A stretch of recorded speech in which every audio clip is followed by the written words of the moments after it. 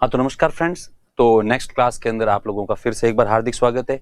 चलो, तो अभी तक हम लोग जो है वो पढ़ रहे थे तुर्क है ना तुर्क साम्राज्य या फिर तुर्क आक्रमण। तो लास्ट क्लास के अंदर हम लोगों ने पढ़ा था कि सब तुर्कों ने जो है वो गाजी की उपाधि को प्रसिद्ध किया था। तुर्कों ने गाजी की उपाधि को प्रसिद्ध किया था। अलप्तकीन इस तुर्क साम्राज्य का संस्थापक था और अलप्तकीन के बाद में आता है सुबुक्तकीन। ये नाम आप 2-3 बार सुनोगे तो आपको याद हो जाएंगे। सुबुक्तकीन, सुबुक्तकीन के बाद में आता है महमूद गजनवी या फिर महमूद गजनी। इसको केवल गजनी भी बोलते हैं, ठीक है, ये भी आप ध्यान रखना कि गजनी का महमूद, तो महमूद गजनवी या है ना गजनी, ये सुबुक्तकीन का बेटा था। इसने खलीफा के समक्ष प्रण लिया कि वे साल में एक बार भारत पर आक्रमण करेगा और इसने बूत सिकन की उपाधि धारण की थी। इसके अलावा इसने सुल्तान की उपाधि धारण की थी। ठीक है, ये दो चीजें जो है वो इसके बारे में आपको अच्छे से याद रखनी है, बूत सिकन और सुल्तान। उसके बाद में अपने गजनवी के आक्रमण की बात की थी जो है वो लास्ट क्लास के अंदर। तो इसके महत्वपूर्ण कुछ आक्रमण है जिसके बारे में अपन देख लेना, ठीक है, एक बार कि इसने नारायणपुर अलवर के ऊपर भी आक्रमण किया था, थानेश्वर हरियाणा के ऊपर इसने आक्रमण किया था। कश्मीर वाला थोड़ा ध्यान रखना, ये इसका अनसक्सेसफुल कैंपेन है, इसलिए थोड़ा सा ये जो इंपोर्टेंट हो जाता है। कन्नौज और मथुरा पर 1018 और 19 के अंदर आक्रमण किया। उसके बाद 1025 प्रभास पट्टन या सोमनाथ का आक्रमण है, जो सबसे सफल आक्रमण था। इसका लूटपाट बहुत ज्यादा अच्छी हुई थी और जाते समय इसको जाट किसानों ने इसको बहुत ज्यादा परेशान किया था और इसको बेचारे को लूट भी लिया था। सॉरी, बेचारा तो काहे का था तो वो लुटेरा आक्रांता था, पर इसको लूट लिया था। वो क्या आदत पड़ गई हुई है ऐसे सब निकलने की मुंह से, तो वो सब इसको जो आक्रांता लुटेरे को जो है वो किसानों ने इसको लूट लिया था और 1027 में ये वापस इनके अगेंस्ट आता है और ये इसका अंतिम अभियान था। ये इसका क्या है, अंतिम अभियान। उसके बाद में बीमार पड़ गया और 1030 के अंदर इसकी मृत्यु हो गई थी। उसके बाद इसके दरबार में या इसे समकालीन कुछ विद्वान थे जिनकी पुस्तकों के बारे में अपन जो है वो बात करते हैं। पहला जो विद्वान है वह है उत्बी, और है ना उत्बी की पुस्तक है किताबुल यामिनी और इसके अंदर यामिनी वंश की जानकारी मिलती है। दूसरी पुस्तक है, दूसरा जो लेखक है उसका नाम है वेहाकी। वेहाकी बहुत ही कलाकार था, ठीक है। वेहाकी की है ना लिखने की स्टाइल बहुत अजीब थी। वेहाकी ने जो पुस्तकें लिखी वो एक तो गजनवी के पापा के नाम पे लिखी और एक गजनवी के बेटे के नाम पे लिखी, ठीक है। तो ये भी एक तरीका होता है आगे वाले व्यक्ति को राजी करने का, और दोनों ही पुस्तकों के अंदर गजनवी के बारे में भी सब कुछ ही लिख लिया। इसकी लिखने की स्टाइल एक कोई एक्चुअली पश्चिमी देशों के अंदर कोई एक पेप्स था उससे मैच करती है। इसलिए लैनपूल ने पहले पेप्स को पढ़ा हुआ था और बाद में लैनपूल करके एक अंग्रेज इतिहासकार था, एक विद्वान था, उसने जब बाद में वेहाकी की पुस्तकों को पढ़ा तो फिर इसने कहा कि एक्चुअली वेहाकी के लिखने की स्टाइल जो है वो पेप्स से मैच करती है। इसलिए लैनपूल कहता है वेहाकी को पूर्व का पेप्स, ये यहां पे लिखा हुआ नहीं है, तो इस चीज को आप थोड़ा ध्यान रखना। तो यहां पे आप लिखना ना, लैनपूल ने वेहाकी को पूर्व का पेप्स कहा है। पूर्व का क्या कहा है, पेप्स, मतलब तुलना करता है, मतलब सब है ना वो जो कंपैरिजन करता है, पूर्व का पेप्स कहा है। फिर फिरदौसी की पुस्तक शाहनामा। फिरदौसी की पुस्तक कौन सी है, शाहनामा। हालांकि कल की क्लास के अंदर ही मैंने टाइम बहुत खराब किया था आपका, इसलिए आज ज्यादा समय खराब करूंगा नहीं, लेकिन शाहनामा और ये दोनों थोड़े लेखक है, थोड़े से इंटरेस्टिंग है, इसलिए हल्का सा इनके बारे में बता दूं थोड़ा शॉर्ट में। वैसे फिरदौसी की बात बहुत लंबी चौड़ी है कि फिरदौसी बहुत ही अच्छा व्यक्ति था। अच्छा व्यक्ति मतलब अच्छा विद्वान था, बहुत ज्यादा अच्छा लिखता था, पर एक फिरदौसी की प्रॉब्लम थी, फिरदौसी बहुत ज्यादा गरीब था।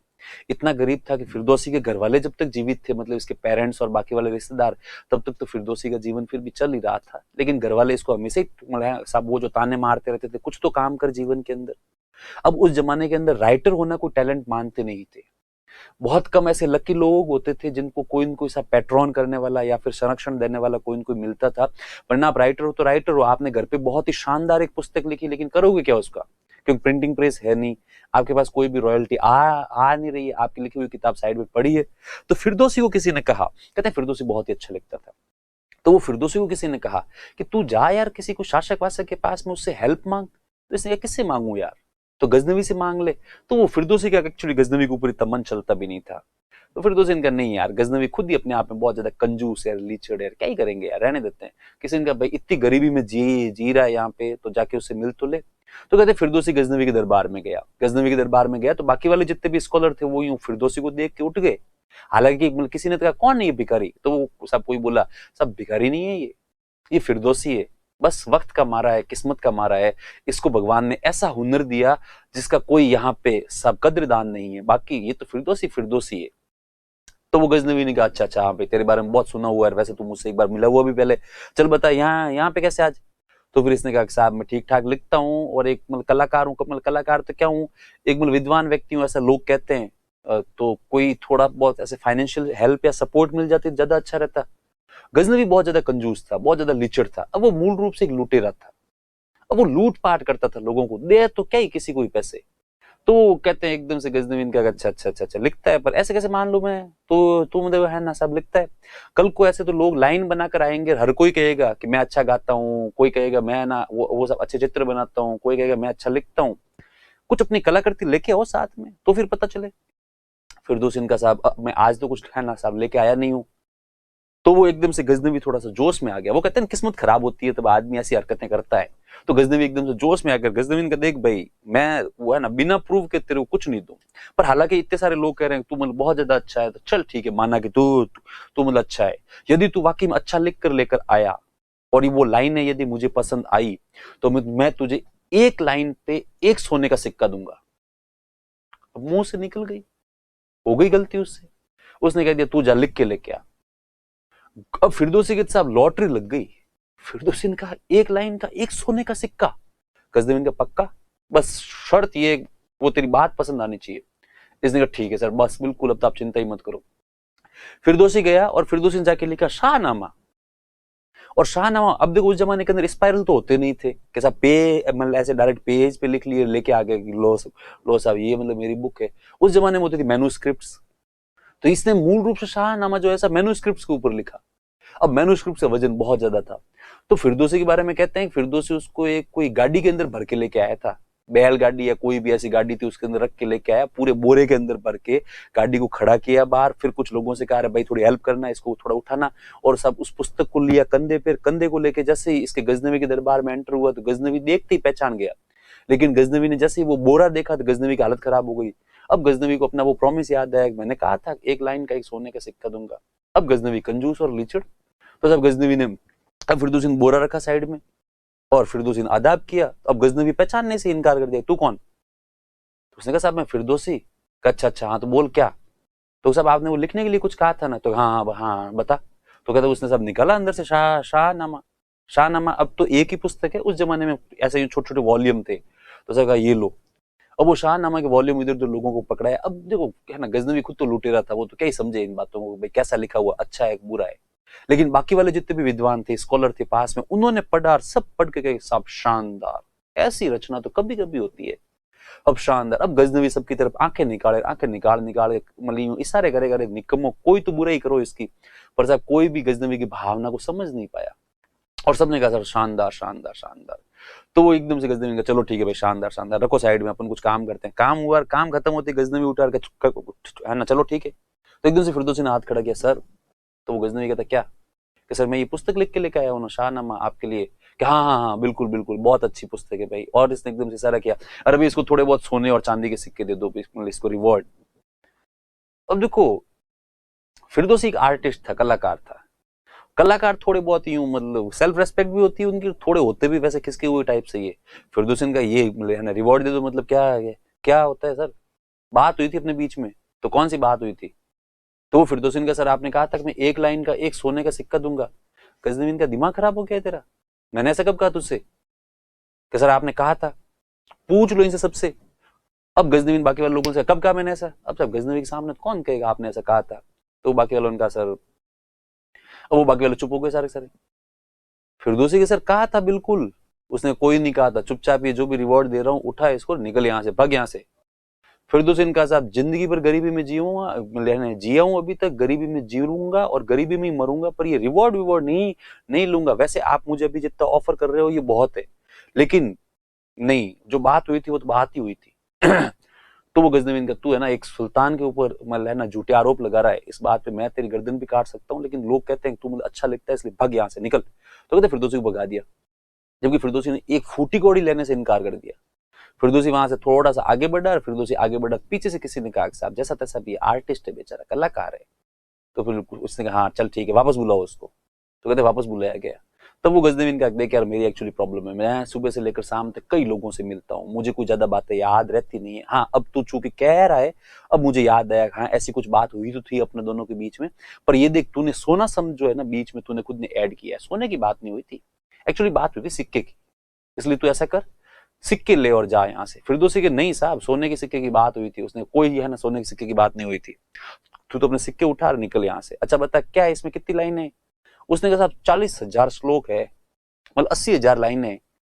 गजनवीन का कर्म फूटा, इतना थोड़ी लिख के लाने के लिए कहा था मूर्ख आदमी, मैंने कहा था थोड़ा बहुत लिख के लेके आया यार, इतना बड़ा लिख के लेके आ गया। उसने कहा साहब 80,000 लाइन है पूरी और मैं तो 80,000 सोने के सिक्के लूंगा। गजनवीन ने कहा देख अब ज्यादा छप्पर छप्पर कर मत, 80,000 तांबे के सिक्के बहुत होते हैं, मैं तुझे 80,000 तांबे के सिक्के दे रहा हूँ, इनको ले और चुपचाप जा यहाँ से। फिरदौसी अड़ गया, नहीं लूंगा तो सोने के ही लूंगा वरना लूंगा ही नहीं। गजनवीन के गजब पागल आदमी यार, 80,000 है ना तांबे के सिक्के खूब होंगे। उसने कहा साहब होंगे तो होंगे, बात तो सही, 80,000 तांबे के सिक्के बहुत है पर मुझे नहीं चाहिए। गजनवीन का चुपचाप इसको सिक्के दो, ले तो अच्छा है वरना इसको पकड़ के जेल में डाल दो। तो साहब किसी ने फिरदौसी इशारा किया क्यों अब यार यहाँ पे मर रहा है, तो उसने साहब लिए 80,000 तांबे के सिक्के। पर फिरदौसी खिसका हुआ था, थोड़ा सा खिसका हुआ तो क्या था, अपनी जगह सही था। फिरदौसी निकला गजनवी के पैलेस के बाहर और गजनवी के पैलेस के बाहर में साहब बाहर जो है ना भिखारी बैठे थे खूब सारे। तो वो फिरदौसी एक दिन चिल्लाया अरे भिखारियों क्या क्या ही कर रहे हो यहाँ पे? तो वो सारे भिखारी सब खड़े हो गए, अरे क्या भिखारी तो तू है?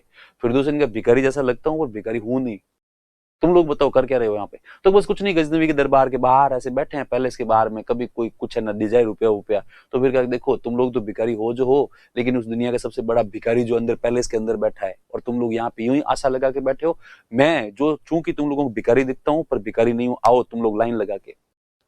तो कहते हैं कि वो 80,000 तांबे के सिक्के उसने पूरे गजनी एम्पायर के सब है ना भिखारियों में बांट दिए और वो हर किसी को सिक्के बांटता और साथ ही साथ इंसिडेंट बताता, सब बताता ऐसी ऐसी बात हुई इसलिए बांट रहा हूं तुम लोगों को, जाओ। और पूरे 80,000 तांबे के सिक्के बांट के और जो खाली बोरा था उसको गजनवी के पैलेस के आगे फेंक के आया और कहा कि जाके उसको देना भिखारी को। तो कहते इससे गजनवी की बहुत भयंकर बदनामी हुई, इतनी भयंकर बदनामी हुई जिसकी कोई हद नहीं थी। तो वो तो गजनवी के बारे में कहते हैं, सॉरी फिरदौसी के बारे में कोई फिक्स लाइन है जो मैं अभी भूल रहा हूँ कि एक फकीर ने एक सुल्तान को फकीर साबित कर दिया था, ऐसी कुछ लाइन है, अगली बार मैं याद करके आपको बताऊंगा पूरी, या मतलब अभी याद आई जाएगी। मतलब एक बिल्कुल भिखारी ने, ठीक है, या फिर एक फकीर ने एक सुल्तान को फकीर सुल्तान साबित कर दिया था। तो हर कोई लोग अब गजनवी के नाम पे थू थू करते थे। उसके बाद में वो साहब फिरदौसी के लिखने की स्टाइल बहुत शानदार थी। तो फिरदौसी ने कुछ ऐसी लाइंस लिखी जिसके अंदर गजनवी को उस जमाने का मतलब ना साहब है ना, वो क्या बताऊं मैं, बिल्कुल ही कोई भी जानवर का नाम याद कर लो वैसा घोषित कर दिया था बिल्कुल ही। लोग यूं गजनवी का नाम सुनते ही हंसते थे, कहते गजनवी और वो गजनवी, क्योंकि फिरदौसी बहुत कलाकार था। फिरदौसी ने कुछ लाइंस ऐसी लिखी थी जो पूरे गजनी एम्पायर में फैल गई थी क्योंकि बहुत इजी शब्दों में थी। जैसे मतलब ना अपने कई बार नहीं होती, कई बार बहुत छोटी छोटी चीजें वायरल हो जाती है, ठीक है। जैसे बीच में जैसी भी सब वायरल हो गई थी, उससे पहले हेलो फ्रेंड्स चाय पी लो वायरल हो गया था, उससे पहले मतलब बहुत सारी चीजें ऐसे कि एक कोई साइको आदमी ने या एक किसी पागल या फनी आदमी ने लिख दिया एक नोट के ऊपर कि सोनम गुप्ता बेवफा है, अब उसके बाद में पूरा इंडिया ही उसके पीछे पड़ गया, ठीक है। तो ये कभी कभार वायरल हो ही जाती है। तो कहते हैं ये फिरदौसी की बातें भी वायरल हो गई, तो पूरे गजनवी में लोग गजनवी के ऊपर हंसते थे, गजनी के ऊपर, महमूद के ऊपर हंसते थे। तब एक दिन जाके किसी ने कहा साहब आपकी इज्जत इतनी खराब है बाहर कि हम तो आपके यहाँ पे नौकरी करते हैं तो लोग हमसे यूं तरह तरह के सवाल पूछते हैं।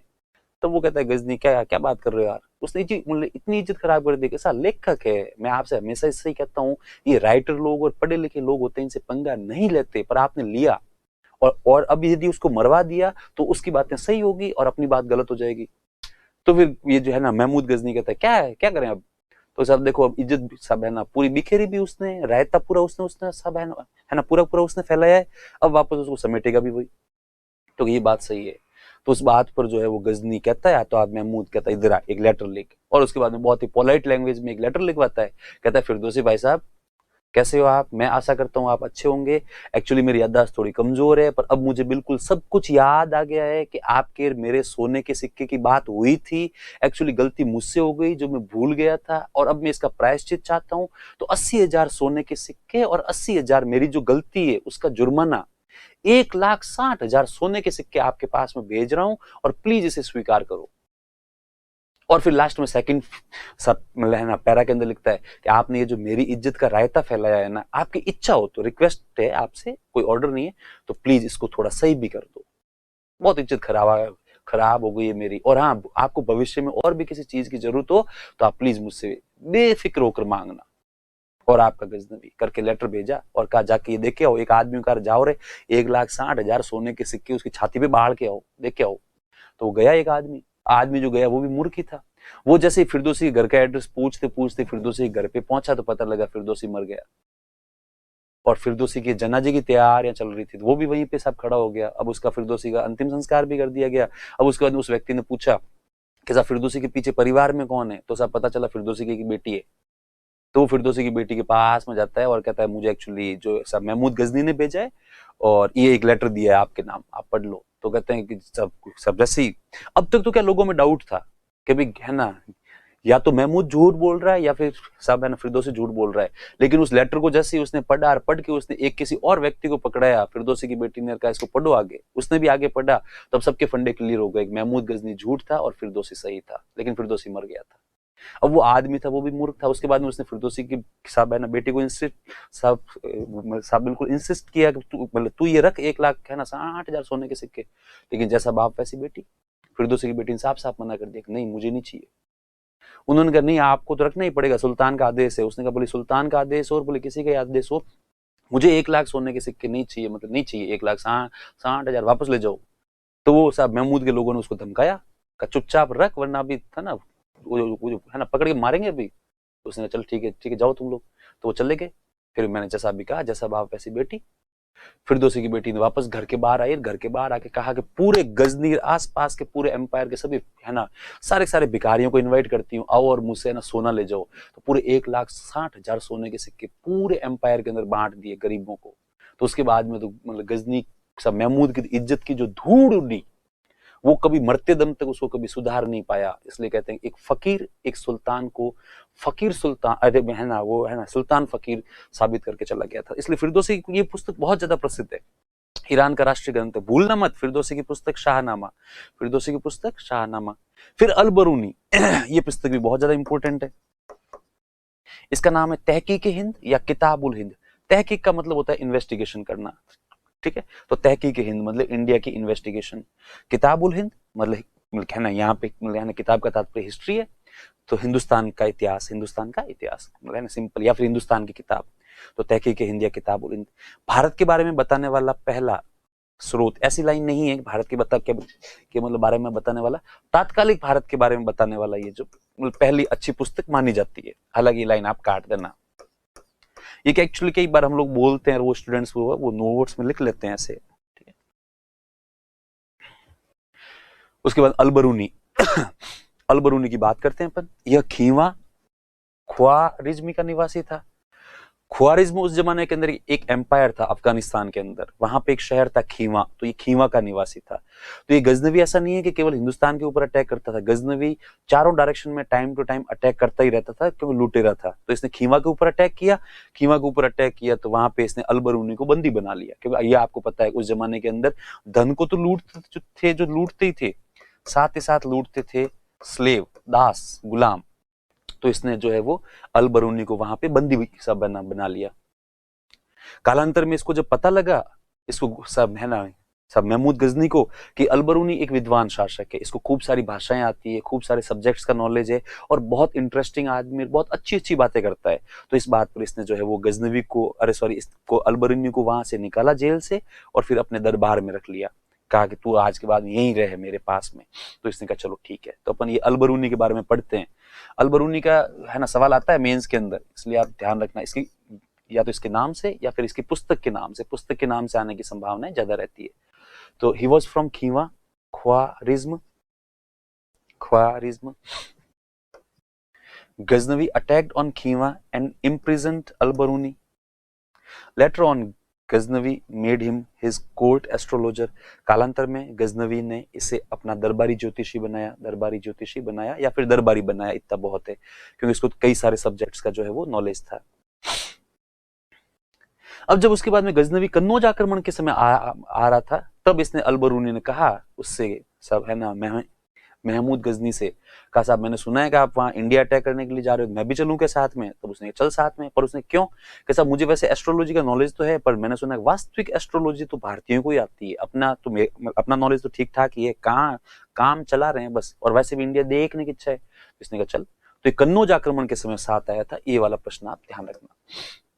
अब इसके बारे में कुछ बेसिक सी दो बातें हैं जो केवल आपको वैसे ही पता होनी चाहिए मेंस के पॉइंट ऑफ व्यू से, और वो याद रहती है सबको कि भाई इससे कई विषयों का ज्ञान था, जैसे दर्शन शास्त्र, ज्योतिष शास्त्र, इतिहास, राजनीति विज्ञान एटसेट्रा। ठीक है। During Kannauj attack he came to India and he was expert in many subjects like philosophy, astronomy, history etcetera. फिर he knows many languages like Arabian, Persian, Turkish. इसे कई भाषाओं का ज्ञान था, कई भाषाओं में भी एक्सपर्ट था, ये बोलता था सारी सारी, अरबी भी बोलता था, फारसी भी बोलता था, तुर्की भी बोलता था, और कालांतर में इसने जो है वो संस्कृत भी सीख ली थी। इसने बनारस में संस्कृत व ज्योतिष की शिक्षा प्राप्त की। इसने बनारस में संस्कृत एवं ज्योतिष की शिक्षा प्राप्त की। एक्चुअली इंडिया आया, इंडिया आने के बाद में इसने क्या, भाई अपने को ज्योतिष की शिक्षा प्राप्त करनी है, तो इसने लोगों से इधर उधर से सब है ना वो जो है ना सब पूछा, इंक्वायरी करी कि ज्योतिष की शिक्षा प्राप्त करने का सबसे अच्छा जो है सब संस्थान मतलब है ना इंस्टीट्यूट कहाँ पे है, तो फिर वो तो एक ही है ना स्प्रिंग बोर्ड, और चले जाओ जयपुर। तो इसने कहा अच्छा पक्का? तो कहने का तात्पर्य है, इसको कहा कि यदि आपको ज्योतिष की शिक्षा प्राप्त करनी है तो आपको इसके लिए बनारस जाना पड़ेगा, बनारस के अंदर खूब सारे अच्छे अच्छे विद्वान हैं। तो ये बनारस गया तो पता लगा एक और नई सब है ना समस्या का सामना, कि बनारस के जितने भी अच्छे अच्छे पंडित हैं वो केवल संस्कृत भाषा में बात करते हैं। उनको ठीक है थोड़ी बहुत फारसी वारसी एक दो शब्द कोई समझ में आ जाए तो आ जाए, वरना उनको कुछ पल्ले पड़े नहीं। तो फिर इसको लगेगा अपन अब ऐसा करते हैं संस्कृत सीखते हैं पहले।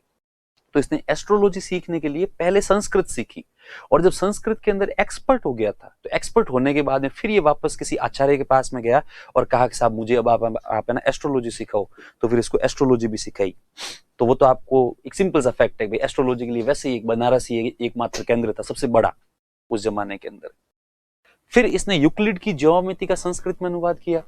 जब इसकी शिक्षा पूरी हो गई थी तो शिक्षा पूरी होने के बाद में ये अपने गुरु के पास में गया, और जो भी इनके गुरु जी रहे होंगे उनसे कहा कि साहब मेरी शिक्षा पूरी हो गई, अब आप बताओ आपकी फीस कितनी है? तो उनके गुरुजी ने फीस लेने से मना कर दिया, कहा नहीं मुझे कोई फीस वीस नहीं चाहिए तुझसे। तो साहब क्यों? कि मैंने सुना है तुम लोग लुटे रहे हो, एक्चुअली तू है ना गजनवी का आदमी है। अब ठीक है तू मतलब मेरे पास शिक्षा के लिए आया था इसलिए मैंने तुझे शिक्षा दी, क्योंकि हम लोग कभी भी शिक्षा के लिए किसी को इनकार करते नहीं है, पर मुझे पता है कि तू भी उसी टीम का एक मेंबर है। तब अलबरूनी का चेहरा एकदम से सब है ना लटक गया। अलबरूनी ने कहा सर बात तो आपकी सही है, एक्चुअली मैं गजनवी के साथ में आया हूँ और गजनवी एक लुटेरा है। इस पॉइंट ऑफ व्यू से देखा जाए तो मैं भी कहीं न कहीं छोटा मोटा लुटेरा तो हूँ ही, हालांकि मैं तो नहीं करता हूँ डायरेक्टली प्रत्यक्ष रूप से। तब वो गुरु ने कहा भले प्रत्यक्ष कर या अप्रत्यक्ष कर, कुछ भी लूट लूट होती है, तेरे पास में जो भी इस समय पैसा है वो लूट का है, पर नहीं चाहिए। तो फिर उसने कहा सर आपने मेरे लिए इतना कुछ किया है मैं कुछ करूं। वैसे तो आप लोगों को इतना नॉलेज है भारतीयों को जिसकी कोई हद ही नहीं है, पर ज्योमेट्री के अंदर मुझे लगता है कि यहाँ पे किसी ढंग की पुस्तक की कमी है। तब उन गुरुजी ने कहा नहीं ऐसी कोई नहीं, हमारे यहाँ पे ज्योमेट्री का भी लोगों को अच्छा ही नॉलेज है। तो इसने कहा फिर भी मैं एक पुस्तक का ट्रांसलेशन करना चाहता हूँ। फिर क्या कर, तो इसने क्या किया, यूक्लिड की जो सब बुक थी ज्योमेट्री उसका इसने संस्कृत में अनुवाद किया, और संस्कृत में अनुवाद करके इसने कहा कि लो सर अब इसको यहीं पे मैं एक कॉपी जो है ना रख के जाऊंगा। तो ये इसके बारे में कुछ सिंपल सी बातें। During Kannauj attack he came to India, he was expert in many subjects, he knows many languages and he learned Sanskrit language and astrology in Varanasi या बनारस। वाराणसी या बनारस एक ही शहर है, ये आप लोगों को पता है। he translated geometry of Euclid in Sanskrit language, तो इसने यूक्लिड की ज्योमेट्री का संस्कृत में अनुवाद किया था। फिर इसने अपनी पुस्तक में भारत की राजनीतिक, धार्मिक, सामाजिक व आर्थिक स्थिति का उल्लेख किया है। इसने अपनी पुस्तक में भारत की राजनीतिक, धार्मिक, सामाजिक एवं आर्थिक स्थिति का उल्लेख किया है। तो ये बुक्स के बारे में तो अपन और भी बात सब वो जो बातें करेंगे कि यदि कोई भी बुक आती है ना मिडिवल हिस्ट्री की, तो उसके अंदर ये लाइन तो अपने को लिखनी ही लिखनी है, क्योंकि बोले कोई भी राइटर होगा और वो एक बुक लिखेगा ना तो उसके अंदर इन चीजों को तो मेंशन करेगा ही करेगा। तो इसने अपनी पुस्तक में भारत की राजनीतिक, धार्मिक, सामाजिक एवं आर्थिक स्थिति का उल्लेख किया है। आर्थिक स्थिति का उल्लेख किया है। He mentioned about political, religious, social, economic condition of India. फिर लिखें he mentioned about Varna system, he mentioned about Varna system, caste system, sati custom and Indian food.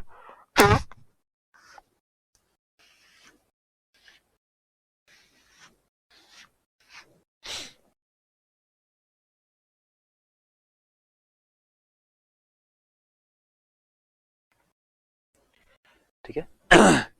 तो इसने सती प्रथा, वर्ण व्यवस्था, जाति प्रथा व भारतीय व्यंजनों का वर्णन किया। ये कहता है कि इंडिया के अंदर एक तो जो है वो वर्ण व्यवस्था है, 4 वर्ण है, ब्राह्मण, क्षत्रिय, वैश्य और शूद्र।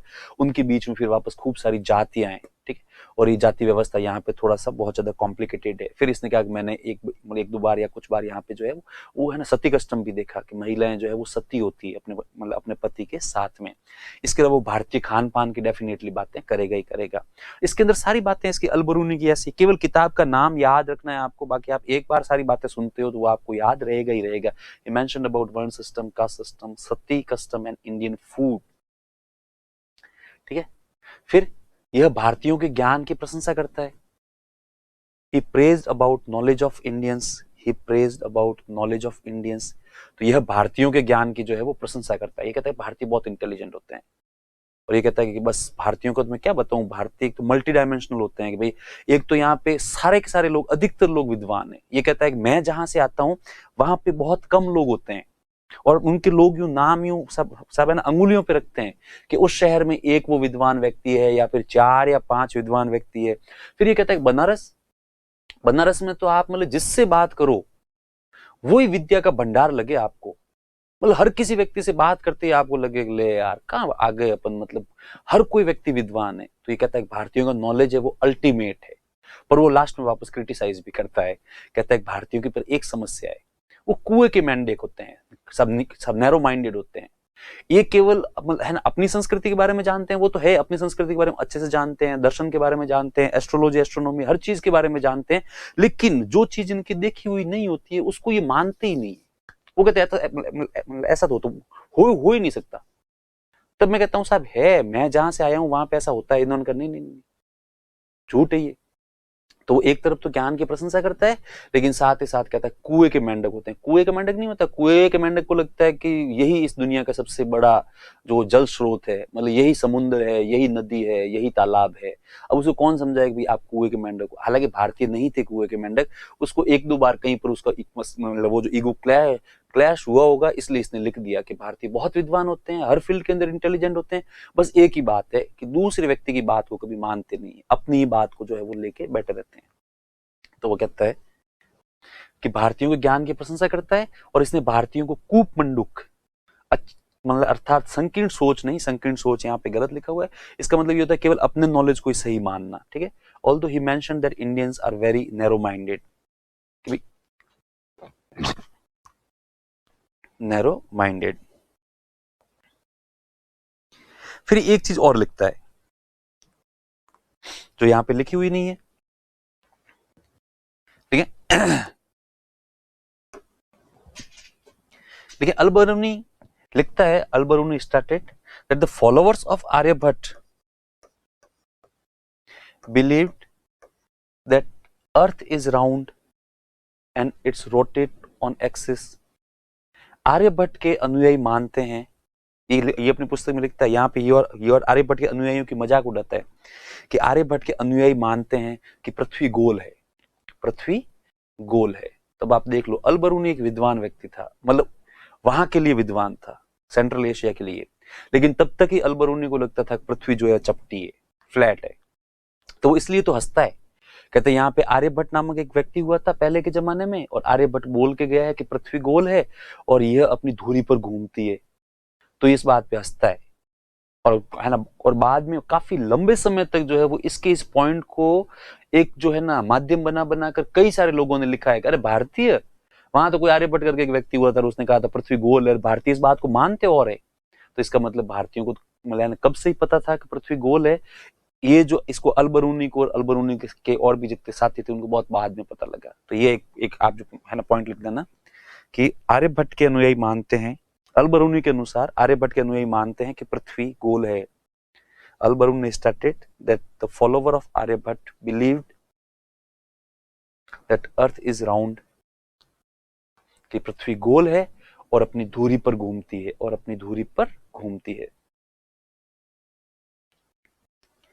ये बातें ये जो लिखता है। चलो उसके बाद में अपन एक और चीज जो यहां पे लिखी हुई नहीं है, ये सब लिखने के बाद में आप एक बार लिख देना, सॉरी 1034 है ना, 1034 लिखें। श्रावस्ती के शासक सुहेल देव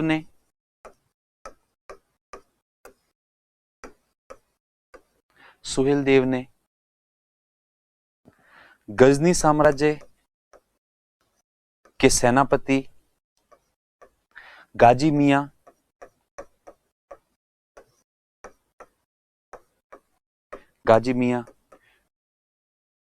को निर्णायक रूप से पराजित किया। श्रावस्ती जहां पे वर्तमान में अयोध्या है, तो वहां पे एक राजा थे जिनका नाम था सुहेल देव, ठीक है।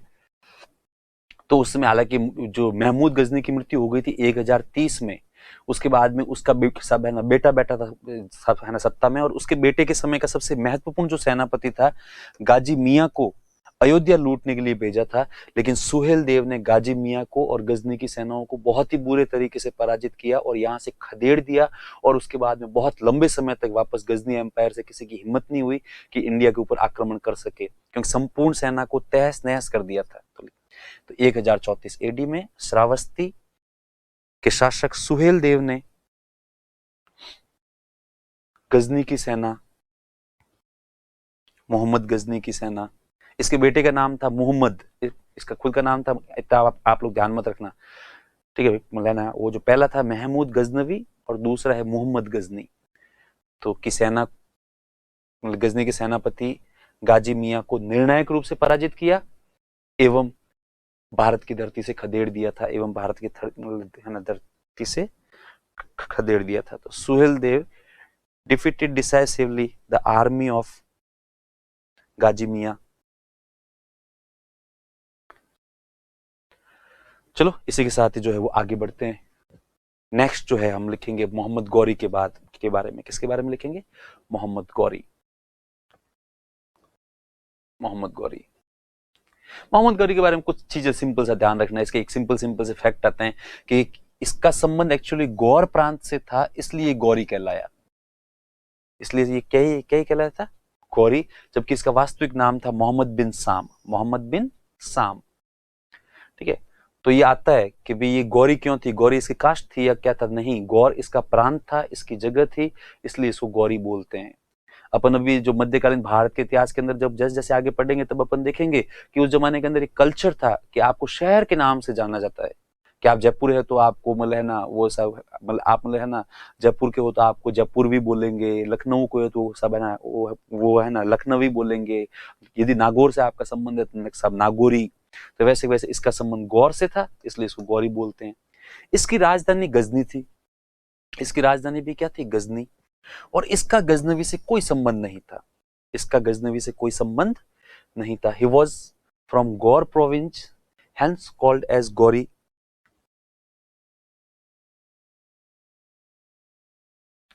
फिर कैपिटल गजनी। कैपिटल क्या है इसकी? Ghazni. He had not any relation with Ghaznavi. इसका गजनवी से कोई संबंध नहीं था। अदर नेम मोहम्मद बिन साम। इसका अन्य नाम जो था वो था मोहम्मद बिन साम। इन दोनों के बीच में खूब फर्क है। गजनवी की मृत्यु 1030 में हुई थी और ये उसे कम से कम 160-70 मतलब साल बाद में आता है ये गौरी। ये दूसरा प्रसिद्ध आक्रमणकारी है जिसके बारे में अपन पढ़ते हैं। फिर अपन देखेंगे 1175 मुल्तान अभियान। 1175 में जो क्या हुआ था? मुल्तान अभियान किया था इसने। मुल्तान के ऊपर एक अटैक हुआ था और वहां के कुछ लोकल रूलर्स थे, उनको पराजित किया, और वो इतना इंपॉर्टेंट नहीं है। ये इंपॉर्टेंट है 1178। एक्चुअली इसने भी क्या हिस्ट्री पढ़ ली थी। इसने कहा बोले इंडिया के ऊपर कितने ही अटैक करो, कुछ भी कर लो, लेकिन यदि आपको पैसा लूटना है ना तो पैसा लूटने के लिए आप सीधा गुजरात पे अटैक करो, क्योंकि गुजरात के अंदर सोमनाथ का मंदिर है। सोमनाथ के मंदिर के अंदर आपको वापस पैसा ही पैसा मिलेगा। तो इसने कहा चलो अपन डायरेक्ट सोमनाथ पे अटैक करेंगे। और फिर इसने साहब है ना सुना भी था कि गजनवी का सबसे सफल आक्रमण जो है सोमनाथ आक्रमण था। इसने कहा भी अपना भी सबसे सफल आक्रमण जो है वो सोमनाथ आक्रमण ही होगा या फिर गुजरात आक्रमण ही होगा, पर इसको पता नहीं था। अब परिस्थितियां चेंज हो गई थी, अब पिछली बार की तरह नहीं है। हालांकि इसने तो वो सब गौरी ने पहले से है ना वो सब सुना कि एक्चुअली इस समय गुजरात का शासक एक छोटा सा बच्चा है, ठीक है, और सारा का सारा शासन का कार्य है वो उसकी माँ जिसका नाम नायिका देवी या नायिका देवी है उसके पास में। तो फिर गौरी का कॉन्फिडेंस सातवें आसमान पे बढ़ गया कि अच्छा मतलब अपने को गुजरात को लूटना है, और गुजरात का शासक कौन है, एक छोटा सा बच्चा है, और मेन पावर है वो मतलब वो सब किसके पास, एक महिला के पास में। गौरी ने कहा महिला तो क्या ही शासन करती होगी, क्या ही वहां पे लड़ेगी, यही सब करेगी। तो सब इसी गलतफहमी के अंदर इसने गौरी ने अपनी सेना को इकट्ठा किया और कहा चलो गुजरात, नारा दिया।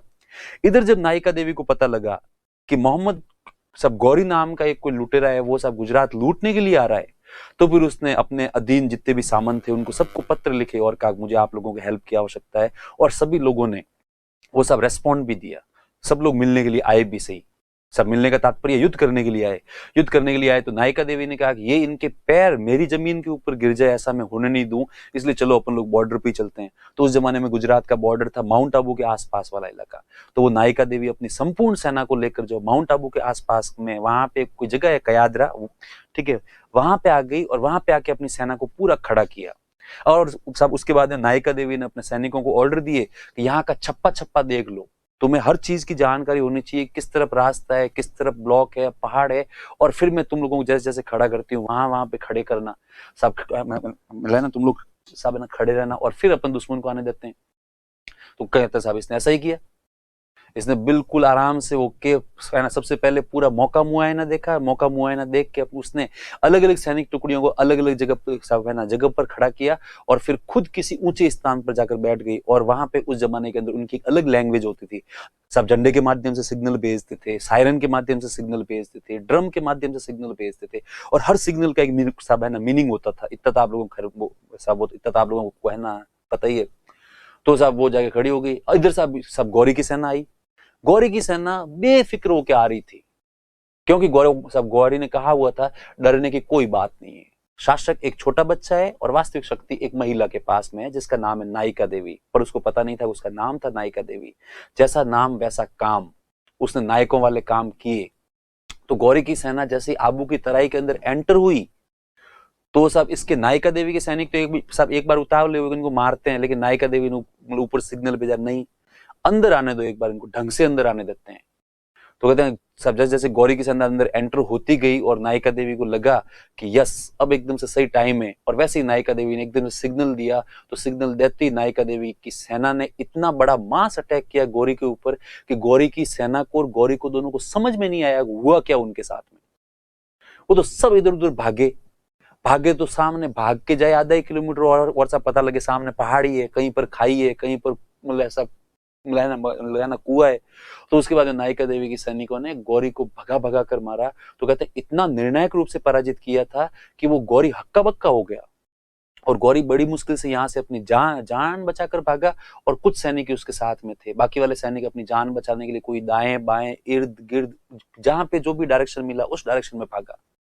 तो कहते हैं कोई 6-7 महीने एक साल तक जो गौरी के सैनिक वापस लौट रहे थे, तब गौरी उनसे पूछता अच्छा तुम लोग अभी भी जिंदा हो क्या? हाँ साहब। अरे कहाँ चले गए थे? उन्होंने कहा साहब कहाँ चले गए थे मतलब हालत खराब हो रही थी, कुछ ही समझ में नहीं आ रहा था, हमें तो जो डायरेक्शन मिला उस डायरेक्शन में भागे।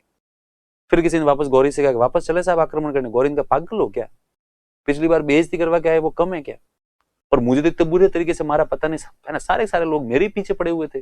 तो वो किसी ने कहा साहब आपका ड्रेस कोड से पता लग रहा था कि आप एक्चुअली हमारे लीडर हो। तो वो कहता है गौरी ये भी दुख है यार, लीडर होने के भी कभी कभार क्या होते हैं दुख होते हैं। तो कहते बहुत ज्यादा निर्णायक रूप से जो है वो पराजित किया था। उसके बाद में गौरी की हिम्मत नहीं हुई बहुत लंबे समय तक वापस इंडिया के ऊपर आक्रमण करने की, बहुत लंबे समय तक। 1178 की बात है ये, 1178 के बाद में इसने कोई बड़ा अटैक नहीं किया। कई साल तक तो चुपचाप बैठा रहा, और कोई भी कहता साहब इंडिया की तरफ अटैक करे, इसने कहा चुप रहे, तुम लोग मतलब मुझे इंडिया के लिए उकसा रहे हो या फिर मेरी मतलब मजाक उड़ा रहे हो? तो लोग कहते नहीं साहब मजाक नहीं उड़ा रहे हैं, ऐसे ही कह रहा हूं। तो कहा चल नहीं बाद में देखें, अब भी नहीं। तो उसके बाद इसने छोटे छोटे अटैक करने जरूर स्टार्ट कर दिए थे। छोटे छोटे अटैक का मतलब केवल बॉर्डर वाले इलाके थे, वहां गए किसी गांव को लूट लिया, लूट के वापस आ गए। बड़ा अटैक करने की इसकी हिम्मत नहीं हुई। बड़ा अटैक करेगा ये डायरेक्ट 91 में, और वो कौन सा युद्ध है आपको पता है ना, तराइन का प्रथम युद्ध। उसके अंदर भी हारता है निर्णायक रूप से। पर इस बार यार इसको पता था कि इस बार लंबा वेट करने की जरूरत नहीं, वापस अटैक करते हैं। 92 के अंदर वापस अटैक करता है, होता है तराइन का दूसरा युद्ध, ठीक है, मोहम्मद गौरी वर्सेस पृथ्वीराज चौहान थर्ड।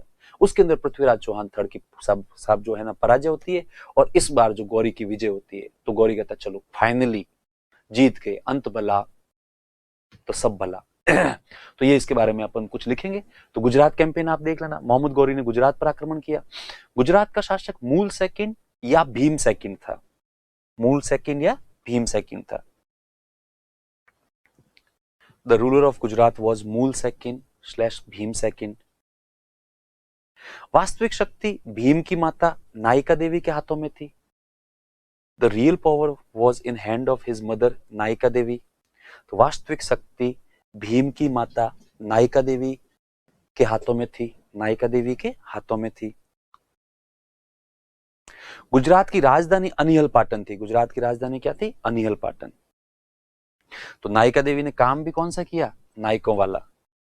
नायिका देवी ने आबू पर्वत के पास गौरी को बुरे तरीके से पराजित किया। Nayika Devi defeated Ghori very badly near Abu. तो नायिका देवी ने आबू पर्वत के पास गौरी को बुरे तरीके से पराजित किया। फिर तराइन का प्रथम युद्ध, वो डायरेक्ट 1191 1191 तराइन का प्रथम युद्ध। ये दोनों युद्ध बहुत प्रसिद्ध है, इसलिए इनके बारे में अपन ज्यादा कोई डिस्कस करेंगे नहीं, बस देख लें आप। पृथ्वीराज चौहान वर्सेस मोहम्मद गौरी, और पृथ्वीराज चौहान की जो इसमें क्या हो गई थी? जीत हो गई थी। गौरी वर्सेस पृथ्वीराज चौहान, और इसमें पृथ्वीराज चौहान की क्या हो गई थी? जीत हो गई थी। Second battle of Tarain, Tarain का दूसरा युद्ध, वापस वही अटैकर वही डिफेंडर, ठीक है। पृथ्वीराज चौहान वर्सेस मोहम्मद गौरी, पृथ्वीराज चौहान वर्सेस मोहम्मद गौरी, और सब पृथ्वीराज चौहान युद्ध के मैदान में मारा गया। तो पृथ्वीराज चौहान की इसमें पराजय हो जाती है, गौरी जीत जाता है। युद्ध का कारण क्या था वो ध्यान रखना। युद्ध का कारण था, दोनों युद्ध का कारण तबर हिंद। तबर हिंद को वर्तमान में अपन बोलते हैं भटिंडा। क्या बोलते हैं? भटिंडा। भटिंडा पर अधिकार को लेकर पृथ्वीराज चौहान थर्ड जो है वो शुरू से ही, ये ध्यान रखना, पृथ्वीराज चौहान थर्ड है। पृथ्वीराज चौहान थर्ड जो है वो शुरू से ही सब भटिंडा या तबर हिंद को अपने अधिकार क्षेत्र में सब माने, और इधर एकदम से सब गौरी ने दावा किया कि आज के बाद में तबर हिंद या भटिंडा मेरा है। तो पृथ्वीराज चौहान ने ऐसे कैसे तेरा, आजा युद्ध के मैदान में फैसला करते हैं। इस ये जो तबर हिंद के प्रश्न पर जो है वो ये तराइन के दोनों युद्ध लड़े गए थे, पहला और दूसरा। अब उसके बाद हालांकि इसको पता है कि अभी भी जीत अंतिम नहीं है, क्योंकि एक और शासक था जो अभी गौरी के लिए खतरा था बहुत बड़ा। तो लेकिन चंदावर का युद्ध नेक्स्ट 1194, चंदावर का युद्ध, चंदावर का युद्ध, क्योंकि इस समय कन्नौज का शासक है जयचंद, और ये भी अपने आप में एक बहुत बहुत ज्यादा पावरफुल शासक है। और उसको गौरी को पता है कि केवल पृथ्वीराज चौहान से जीतना ही फाइनल जीत नहीं है।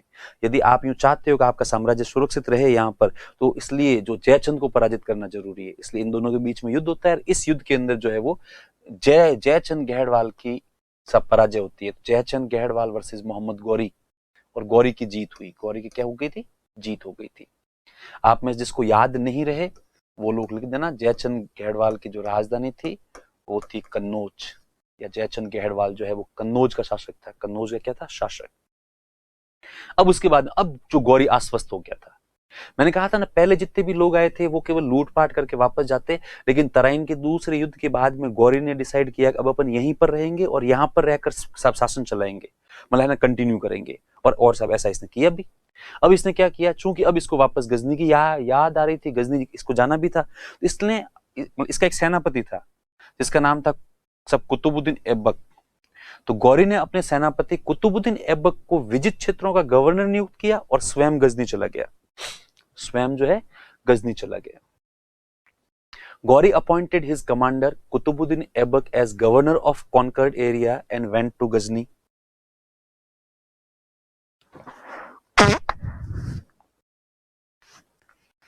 तो इंडिया के अंदर गौरी के 4 युद्ध है महत्वपूर्ण। वो जो मुल्तान तो अभियान था केवल लूटपाट थी, महत्वपूर्ण युद्ध 4 है ना। पहला गुजरात, तो गुजरात के अंदर जो गौरी हारता है, सब बहुत ज्यादा बुरे तरीके से हारता है। उसके बाद में उसकी हिम्मत नहीं हुई लंबे समय तक वापस इंडिया पे अटैक करने की। सेकंड जो बड़ा युद्ध था, सब इन बिटवीन छोटे छोटे तो होते रहते थे, वो था तराइन का पहला युद्ध, उसमें गौरी हारता है। फिर तीसरा युद्ध, इसमें गौरी जीतता है, और चौथा युद्ध था जयचंद गहड़वाल के विरुद्ध, और युद्ध का नाम था चंदावर का युद्ध। इसमें गौरी वापस जीतता है, और उसके बाद में इसने कुतुबुद्दीन ऐबक नामक अपने सेनापति को यहाँ पे गवर्नर अपॉइंट किया, और उसके बाद में खुद कहां पे चला गया, गजनी चला गया था। ठीक है। उसके बाद 1205 में आया ये वापस खोखर। कुछ किसान थे, खोखरों ने भी जो है वो लगातार गौरी के सामने वो लोगों को, उनके खोखरों के बीच में कॉन्फ्लिक्ट होती रहती थी, इसलिए 1205 में ये आया वापस खोखरों के विरुद्ध, और इस अभियान में ये घायल हो गया, और घायल होने के बाद में इसकी 1206 के अंदर मृत्यु हो गई थी। ठीक है।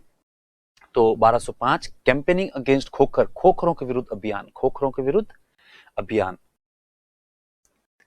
तो Gauri injured and he died, तो गौरी घायल हो गया एवं उसकी मृत्यु हो गई थी। इस प्रकार से गौरी का जो चैप्टर क्लोज हो गया।